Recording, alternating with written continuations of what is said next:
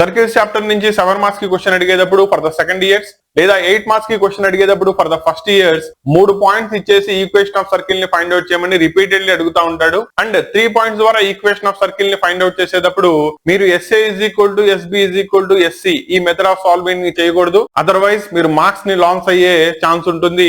దాన్ని సాల్వ్ చేసేటప్పుడు standard equation of the circle ని తీసుకోవడం, 3 పాయింట్స్ ద్వారా పాస్ అవుతుంది కాబట్టి GFC లో 3 ఈక్వేషన్స్ ని ఫైండ్ అవుట్ చేయడం, దానిలో కామన్ గా వచ్చే C ని గనక రిమూవ్ చేసినట్టయితే G, F లో 2 ఈక్వేషన్స్ వస్తాయి. ఆ రెండింటిని సాల్వ్ చేసి ముందు GF వాల్యూస్ ని ఫైండ్ అవుట్ చేయడం and hence C and finally equation of the circle ని ఫైండ్ అవుట్ చేయడం. ఈ మెథడ్ ఆఫ్ సాల్వింగ్ లో గనక మీరు చేసినట్టయితే దీనిలో వచ్చే 7 మార్క్స్ ని 7 మార్క్స్ గెయిన్ చేసుకునే ఛాన్సెస్ ఉంటాయి. కాబట్టి దీని గురించి ప్రాసెస్ ఆఫ్ సాల్వింగ్ లో ఏమైనా డౌట్స్ ఉన్నట్టయితే గనక కంప్లీట్ క్లాస్ మన ఛానల్లో ఆల్రెడీ అవైలబుల్ గా ఉంది. ఇప్పుడు దాకా రిఫర్ చేయకపోతే డెఫినెట్లీ రిఫర్ చేయండి.